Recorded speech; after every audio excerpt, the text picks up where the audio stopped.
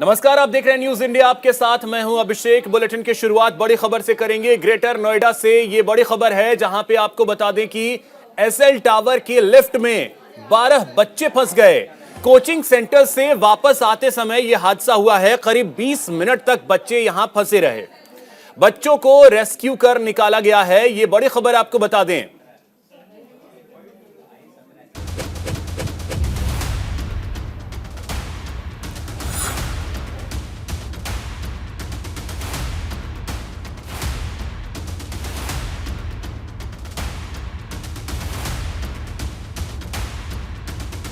Minute तक बच्चे फंसे रहे और इन बच्चों को रेस्क्यू कर निकाला गया। ये तस्वीरें हम आपको दिखा रहे हैं। ग्रेटर नोएडा के एसएल टावर की लिफ्ट में बच्चे फंसे थे, 12 बच्चे। एक्सक्लूसिव ये तस्वीरें हम आपको दिखा रहे हैं, जहां से आप देख सकते हैं बच्चों को रेस्क्यू कर निकाला गया।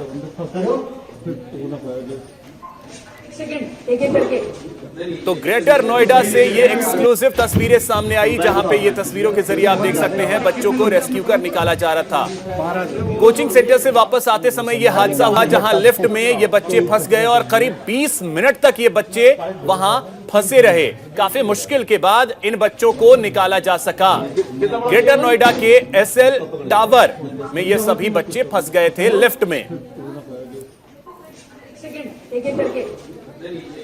तो ये एक्सक्लूसिव तस्वीरें हम आपको दिखा रहे हैं। नोएडा से ये तस्वीरें सामने आई, जहां पे बच्चों को बाहर निकाला गया। लिफ्ट में ये सभी बच्चे फंस गए थे। 12 बच्चे लिफ्ट में फंसे थे। इन सभी को रेस्क्यू कर निकाला गया।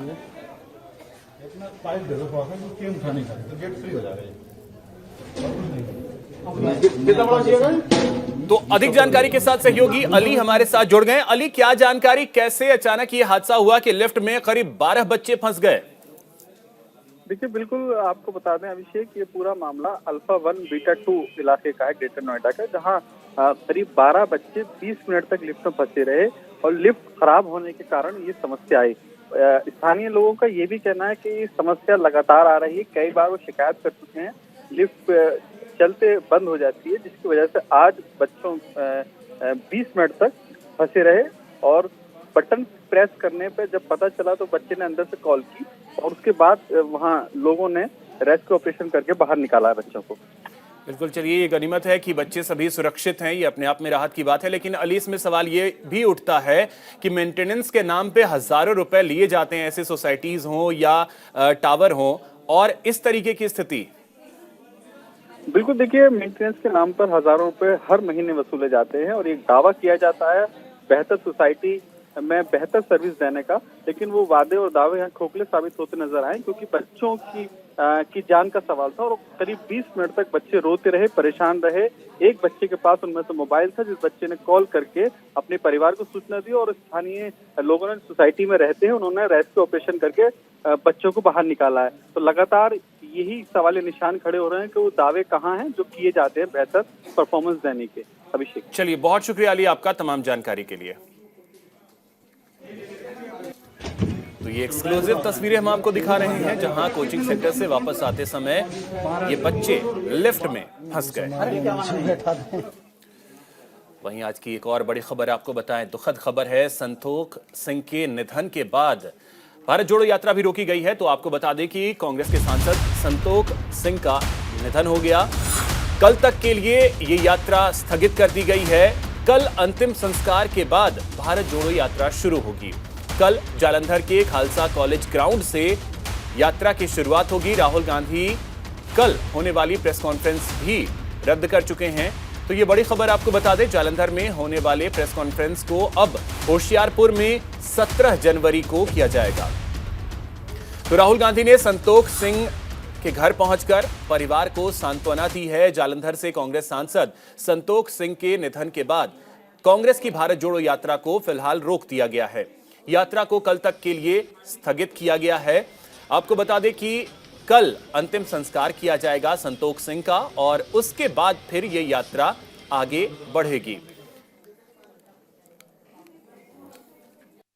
It's suspended for today and tomorrow it's I think that last rasam antim sanskar. I think what in my view it's not I have not spoken to Rahul ji till yet or his team, but I think what we all feel ki after Antim Sanskar tomorrow we'll start the yatra, but till Antim Sanskar yatra will be suspended. Punjab ਦੀ ਰਾਜਨੀਤੀ ਨੂੰ ਕੀ ਮੈਨੂੰ ਨਹੀਂ ਲੱਗਦਾ ਕਿ ਕੀ ਦੇਖਣਾ ਚਾਹੀਦਾ, but ਸਾਨੂੰ party ਨੂੰ ਇਹਨਾਂ ਦਾ ਬਹੁਤ ਵੱਡਾ ਨੁਕਸਾਨ, ਸਮਾਜ ਨੂੰ ਤੇ ਪਾਰਟੀ ਨੂੰ ਬਹੁਤ ਵੱਡਾ ਜਿਹੜਾ ਮੈਂ ਸਮਝਦਾ ਕਿ ਨੁਕਸਾਨ ਹੋਇਆ ਕਿ ਇਸ ਤਰ੍ਹਾਂ ਇੱਕ ਉਸ ਜਿਸ ਬੰਦੇ ਸਮਾਜ ਦਾ ਵਿਅਕਤੀ ਜਿਹਨੇ ਆਪਦੇ ਸਮਾਜ ਦੀ ਲੜਾਈ ਲੜੀ ਹਮੇਸ਼ਾ ਅੱਗੇ ਹੋ ਕੇ ਉਸ ਪਰਿਵਾਰ ਨੇ ਉਹ ਚਲਾ ਜਾਣਾ, ਪਲੱਸ ਇੰਨਾ ਸਿੰਸੈਰਿਟੀ ਵਾਲਾ ਵਿਅਕਤੀ ਔਰ ਕਾਂਗਰਸ ਨੂੰ ਪਿਆਰ ਕਰਨ ਵਾਲਾ ਵਿਅਕਤੀ ਚਲਾ ਜਾਵੇ तो सानू इस गल का बहुत बड़ा घाट है। तो सहयोगी अमनीत हमारे साथ जुड़ गए हैं अधिक जानकारी के साथ। अमनीत, एक बहुत बड़ा नुकसान अगर कहें तो कांग्रेस के लिए भी हुआ है और पंजाब की सियासत के लिए भी एक बहुत बड़ा नुकसान है संतोख सिंह का जाना। अमनीत जी, पंजाब में राहुल गांधी की भारत जोड़ो यात्रा के दौरान जलंधर के कांग्रेस से जो सांसद चौधरी संतोष सिंह का निधन हो गया आज सुबह, जो भारत जोड़ो यात्रा में साथ राहुल गांधी के साथ चल रहे थे, तो उनका रास्ते में तबीयत खराब होगी, साथ होने लगी, तो उनको रास्ते में ही उनकी हार्ट अटैक की वजह से मौत हो गई है उनकी। तो अमनीत, अगर देखा जाए तो कांग्रेस के लिए भी ये बहुत बड़ा नुकसान है और खास करके जालंधर के लिए, क्योंकि कहा यह जाता है कि मोदी लहर थी उस समय भी संतोख सिंह को कोई हरा नहीं पाया। जी बिल्कुल बिल्कुल, बहुत बड़ा सदमा लगा कांग्रेस को और पूरे जलंधर शहर को, क्योंकि जलंधर शहर में बहुत ही बड़े नामी थे जो संतोख सिंह चौधरी से उनका जो निधन हुआ, बहुत ही जलंधर शहर को बहुत बड़ा पंजाबी में बोलते हैं कि घाटा पड़ा है। तो एक बड़ी शख्सियत थी वो, जो आने वाला समय है वो भी कांग्रेस के लिए एक चुनौती बन जाएगा, क्योंकि आगे लोकसभा की जो चुनाव होने में उनका कैंडिडेट कौन होगा, कैसा होगा, ये चुनना भी बड़ा मुश्किल हो जाएगा आने वाले समय में।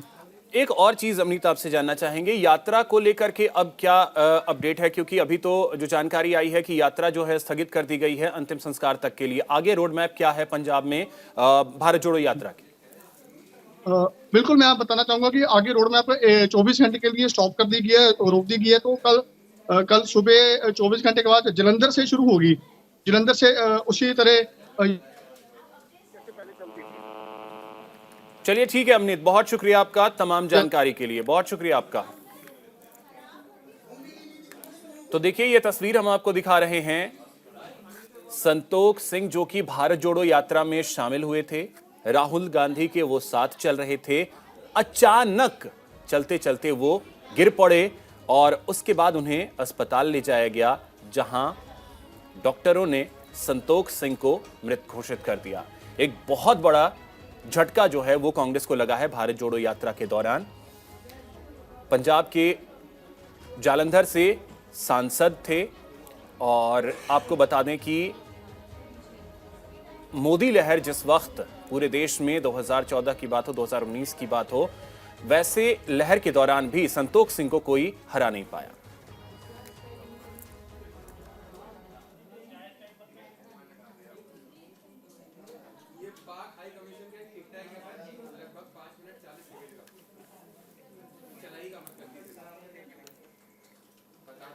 वहीं पटना से एक बड़ी खबर आपको बता दें, यहां पर आरजेडी का एक विवादित पोस्टर सामने आया है। आरजेडी कार्यालय के बाहर पोस्टर्स लगे हैं। आरजेडी नेताओं को राम और कृष्ण का अवतार बताया गया है, जबकि रावण और कंस से पीएम मोदी की तुलना की गई है। यह तस्वीर हम आपको दिखा रहे हैं। आरजेडी दफ्तर पटना के बाहर ये जो पोस्टर है वो लगा है। तो बिहार में पोस्टर वॉर एक बार फिर से शुरू हो गया है। अगर आप इन तस्वीरों को देखें, कृष्ण कंस, नीतीश नरेंद्र मोदी, राम रावण, ये तस्वीर जो है वो पटना के आरजेडी दफ्तर के बाहर ये तस्वीरें लगाई गई हैं। तो ये तस्वीरों के जरिए आप देख सकते हैं। संजीव हमारे सहयोगी अधिक जानकारी के साथ जुड़ गए हैं। संजीव, क्या जानकारी, बिहार में एक बार फिर से पोस्टर वॉर शुरू हो गया है? बिल्कुल, देखिए मैं पहले भी कहा था कि चूड़ा दही के बाद कहीं ना कहीं बिहार की राजनीति में एक बड़ा भूचाल आएगा। और जिस तरह से पोस्टर बाहर हुआ है उसमें बीजेपी के तमाम प्रवक्ता बैकफुट पर आ रहे हैं और कह रहे हैं कि किसने लगाए पता नहीं, लेकिन ये बिल्कुल साफ है कि किसने लगाया और क्या लगाया। मकसद साफ है कि कहीं न कहीं नीतीश कुमार को एक प्रोजेक्ट किया जा रहा है कि प्रधानमंत्री के तौर पर एक बेहतर चेहरे हो सकते हैं। वहीं नरेंद्र मोदी पर निशाना साधा गया है, कंस की संज्ञा दी गई है। लेकिन मैं बता दूं आपको कि इसके साथ साथ रामचरितमानस को लेकर भी अब भूचाल मच गया है पूरे बिहार में और पटना में। खासकर जो आरजेडी के सहयोगी हैं जेडीयू, वो भी खुलकर अब सामने आ गया है कि रामचरितमानस पर जो बयान है वो बयान कहीं से सही नहीं है। तो देखिए, एक तरफ तो रामचरितमानस का बयान, दूसरा जो आरजेडी का पोस्टर बार है, तो ये सारी चीजें कहीं न कहीं बीजेपी को एक बैठे बिठाए मुद्दा मिला है और बीजेपी इस पर अब खुलकर वार कर रही है। बीजेपी का साफ कहना है कि ऐसे जिस तरह से पोस्टर बार हुआ है वैसे संजीव, तो ये पता चल पाया कि ये पोस्टर आखिर लगवाया किसने है और क्या आरजेडी इस पोस्टर का समर्थन करती है? देखिए, ये मैं पहले भी कहा कि पोस्टर किसने लगवाया, उस पर साफ साफ उस महिला का नाम है जो राजद की प्रधान महासचिव जो वहां पर पोस्टर पे लिखा हुआ है। तो अगर आरजेडी के जो प्रवक्ता है वो कह रहे हैं कि ये किसने लगाया पता नहीं, तो ये तो क्लियर है। सारे पोस्टर पर राष्ट्रीय जनता दल के जो ऑफिस है वहां लगा है, इनकम टैक्स पे लगा है, कई जगह पे लगे हैं। तो भले ही राष्ट्रीय जनता दल अपने आप को कह रही हो कि ये पता नहीं, लेकिन सब कुछ पता है। और देखिए, सियासत है, सियासत के अंदर जो शतरंज की चाल होती है, उस शतरंज के चाल को धीरे धीरे कैसे खेलना है ये राष्ट्रीय जनता दल जानती है। और राष्ट्रीय जनता दल का साफ मकसद है कि कैसे तेजस्वी यादव को जल्द से जल्द मुख्यमंत्री के तौर पर प्रोजेक्ट किया जाए। तो अब ऐसे में मुश्किलें तो संजीव जेडीयू के लिए भी बढ़ गई हैं, क्योंकि अगर इस तरीके के पोस्टर्स आएंगे फिर तो मुश्किलें जेडीयू के लिए ज्यादा बढ़ेंगी। तो जेडीयू की तरफ से कुछ प्रतिक्रिया आई है इसे लेकर? मैंने कहा ना कि जेडीयू की तरफ से खुलकर बार हो रहा है आरजेडी की तरफ। देखिए, रामचरितमानस पर जो विवादित बयान दिया चंद्रशेखर जी ने, जो बिहार के शिक्षा मंत्री है, काफी पढ़े लिखे हैं, और ऐसे में उनके विवादित बयान ने जेडीयू में एक तरह से कहे बार कर दिया। नीरज कुमार जो है पूर्व मंत्री और नीतीश कुमार के बेहद करीबी, उन्होंने महावीर मंदिर जाकर, देखिए मंदिर के पास उन्होंने बयान दिया है कि इस तरह के बयान का संजीव, एक सेकंड के लिए आपको रोक रहा हूं, फिर से आपके पास आता हूं। पहले जो रामचरितमानस को लेकर के आप बात कह रहे हैं, शिक्षा मंत्री ने क्या बोला था वो सुनाते हैं, उसके बाद फिर मैं आपके पास आता हूं। मानस का क्यों प्रतिरोध हुआ, किस अंश का प्रतिरोध हुआ? अधम जात में विद्या पाए, भयहु जथा ही दूध पिलाए। यानी अधम मतलब होता है नीच। दुनिया के लोगों, सुनो, आपके माध्यम से कहना चाहता हूं, नीच जाति के लोगों को शिक्षा ग्रहण करने का अधिकार नहीं था, और उसमें कहा गया है कि नीच जाति के लोग शिक्षा ग्रहण करके जहरीला हो जाते हैं, जैसा कि सांप दूध पीने के बाद होता है। हम इस सवाल में मैं इसलिए ये बात कहता हूं कि इसी चीज को कोट करके बाबा साहब अम्बेडकर ने दुनिया के लोगों को बताया। ये जो ग्रंथ हैं नफरत को बोने वाले, एक युग में मनुस्मृति, दूसरे युग में रामचरितमानस, और तीसरे युग में गुरु गोवलकर का बंच ऑफ थॉट, ये दुनिया को नफरत, हमारे देश को, समाज को नफरत में बांटती है। नफरत देश को महान नहीं बनाएगा, जब भी कभी महान बनाएगा तो मोहब्बत ही बनाएगा। किस अंश का प्रतिरोध हुआ? अधम जात में विद्या पाए, भयहु। अब संजीव, अब देखिए, इसमें सवाल ये भी है कि पोस्टर्स तो ठीक है, पोस्टर को लेकर के अगर आरजेडी ये कह रही है पता नहीं, लेकिन जो बयान शिक्षा मंत्री का आया है वो तो सबको पता है। आरजेडी क्या उस बयान के साथ खड़ी है? सवाल ये भी उठेगा।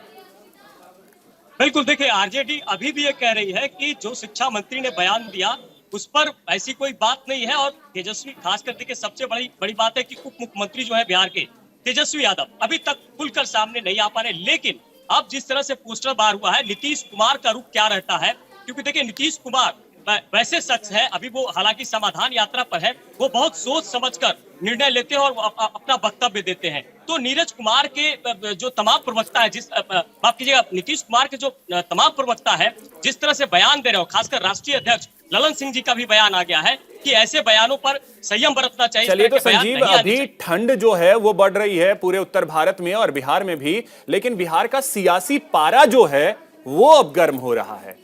कहां तक ये पारा पहुंचता है ये देखना अहम होगा। बहुत शुक्रिया संजीव आपका तमाम जानकारी के लिए। अब चलिए इसी बीच आपको सुनाते हैं कि बीजेपी नेता नवल किशोर यादव और आरजेडी नेता मृत्युंजय तिवारी की प्रतिक्रिया आई है, वो आपको सुनाते हैं। सरजमी पर तो ये कुछ कर नहीं सकते हैं, तो कम से कम फोटोए बना के दिल को तसल्ली दे लें। ये कंस और रामन ये सब आरजेडी में और जेडीयू में है। कोई रामन है, कोई कंस है, कोई कुंभकर्ण है। भारतीय जनता पार्टी ये राम के मानने वाले लोग हैं और जहां तक ख्वाब देख रहे हैं 2024 प्रधानमंत्री का, ये 2034 तक कोई वैकेंसी नहीं है। अब आदमी को मन थोड़ा गड़बड़ा जाता है, पागल हो जाता है तो इधर उधर ताक झांक करता है। ताक झांक करें, लेकिन 2024 तक ये लोग साथ में रहेंगे भी नहीं। देखिए, ये पोस्टर किसने लगाया नहीं लगाया हम नहीं जानते। ये राष्ट्रीय जनता दल का, हमारी पार्टी का अधिकृत पोस्टर नहीं है, लेकिन फिर भी जो राजनीतिक लड़ाई है 2024 के लिए जो तैयारी है, सभी बीजेपी विरोधी सभी विपक्षी पार्टियों को एकजुट करके सत्ता से बीजेपी की 24 में विदाई होगी, इसी की लड़ाई है। बिहार से शुरुआत हुई है तो सत्ता से विदाई करना है। जो गरीब विरोधी सरकार ने नौजवानों को, किसानों को ठगा है, गरीबों को, उसकी लड़ाई है, उसको अंजाम तक पहुंचाना है। आदरणीय नीतीश कुमार जी बिहार में नेतृत्व कर रहे हैं। सभी विपक्षी पार्टी बैठेंगे, सहमत होंगे तो देश का नेतृत्व करेंगे और बेहतर विकल्प दे सकते हैं। नरेंद्र मोदी जी के मुकाबले नीतीश कुमार जी विपक्ष का चेहरा हो सकते हैं प्रधानमंत्री का। ये तो हर बिहारी हम लोग चाहते हैं। और चलिए इसी बीच एक बड़ी खबर आपको बताते हैं। नितिन गडकरी को जान से मारने की धमकी मिली है। केंद्रीय सड़क एवं परिवहन मंत्री नितिन गडकरी को जान से मारने की धमकी मिली है। इस वक्त की बड़ी खबर आपको बता दें, 2 बार धमकी भरा फोन आया है। ऑफिस में यह धमकी भरा फोन आया है। तो यह बड़ी खबर इस वक्त की, नागपुर पुलिस ने गडकरी के कार्यालय की सुरक्षा बढ़ा दी है। तो इस वक्त की बड़ी खबर आपको बता दें, केंद्रीय सड़क एवं परिवहन मंत्री नितिन गडकरी को जान से मारने की धमकी मिली है। सहयोगी गौरव मिश्रा हमारे साथ जुड़ गए। गौरव, क्या जानकारी? 2 बार फोन आया, जान से मारने की धमकी मिली है गडकरी को। बिल्कुल, देखिए, जो जानकारी अभी मिल पा रही है, सबसे पहले मैं वो स्पष्ट कर दूं। मेरी जो बातचीत हुई है नागपुर में गडकरी जी के कार्यालय में, जो जानकारी मुझे दी गई है, कहा यह गया है कि तकरीबन 10:30 से 11:30 के बीच में ये दोनों ही फोन जो हैं वो उनके जो खामला में उनका कार्यालय है, उनका वहां पर ये फोन आए हैं। और उसके बाद से फोन पे धमकी देने वाले शख्स की अगर बात करें, वो एक अज्ञात की भूमिका में, फिलहाल पुलिस उसको अज्ञात मान के जांच कर रही है। और अगर बात करें केंद्रीय सड़क परिवहन नितिन गडकरी की, तो लगातार वो अगर उनका हम जो उनका रूट प्लान देखें, उनकी यात्राएं देखें, तमाम राज्यों में उनके कार्यक्रम चलते रहते हैं। फिलहाल नितिन गडकरी की जो सिक्योरिटी है वो बिल्कुल चाक चौबंद कर दी गई है। लेकिन इस बीच खबर ये भी है कि जो उनका कार्यालय है और उनका जो आवास है, क्योंकि अगर नागपुर में उनके आवास की बात करूं तो बिल्कुल एक आसपास के जो सघन आबादी वाले क्षेत्र में उनका घर है नितिन जी का, तो वहां पर भी जो सिक्योरिटी है वो चाक चौबंद कर दी गई है। इसके अलावा कार्यालय की तरफ से ये भी सूचना दी गई है कि पुलिस महकमे के तमाम जो सीनियर अधिकारी हैं नागपुर, वो मौके पर पहुंचे हैं और उस फोन कॉल को ट्रेस करने की जो प्रक्रिया है वो की जा रही है। दरअसल अभी तक किसी का नाम इसमें निकल करके सामने नहीं आया है। पुलिस इसमें जांच जरूर कर रही है।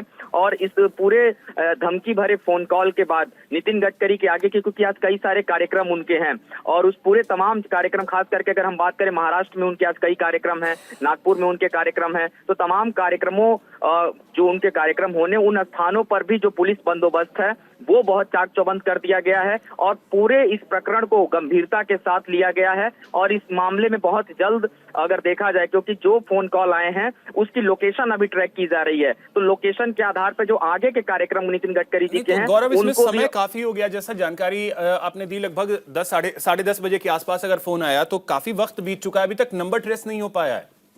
बिल्कुल, देखिए, तमाम जो अधिकारी हैं, खास करके अगर हम गडकरी के कार्यालय की बात करें, उनके कार्यालय की तरफ से जो सूचना दी गई पुलिस को, जब दूसरा फोन कॉल आता है, क्योंकि लगातार back to back 2 phone call आए हैं धमकी भरे, दूसरे फोन कॉल के बाद गंभीरता से लेते हुए इस पूरे मामले की जानकारी वहां के उच्च अधिकारियों को, पुलिस महकमे को दी गई है, जिसके बाद से जो ट्रेस की प्रक्रिया है, तमाम जो उपकरण है, खास करके अगर हम देखें जो पुलिस जिस तरीके से ट्रेस करती है उसको फिलहाल करना शुरू कर दी है। आगे की जानकारी हमें जब कार्यालय की तरफ से दी जाएगी उसको भी हम बताएंगे, लेकिन फिलहाल अभी अपडेट यही है कि जिस तरीके से ये पूरा धमकी भरा फोन आया है उसके बाद से जो नागपुर की पुलिस प्रशासन के तमाम गौरव, तो आप नजर बना के रखिए, वहां से जो अपडेट आता है वो आपसे लेते रहेंगे। फिलहाल बहुत शुक्रिया आपका तमाम जानकारी के लिए।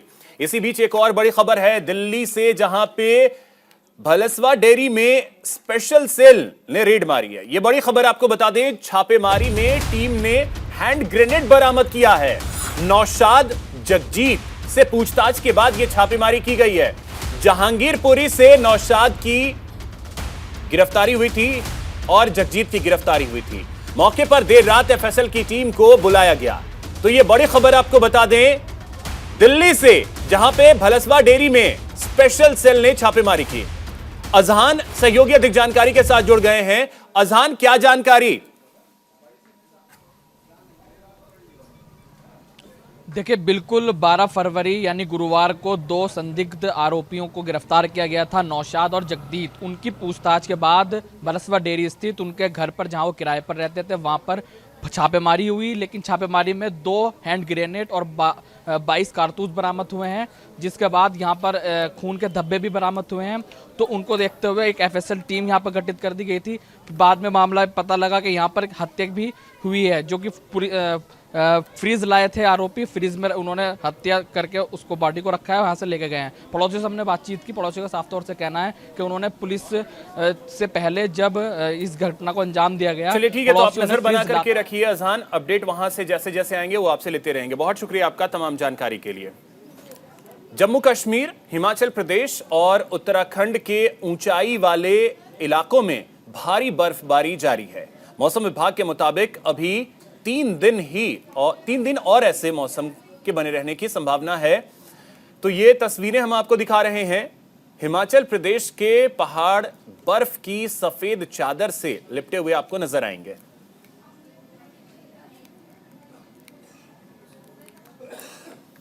तो इसी के साथ इस बुलेटिन में इतना ही। नमस्कार।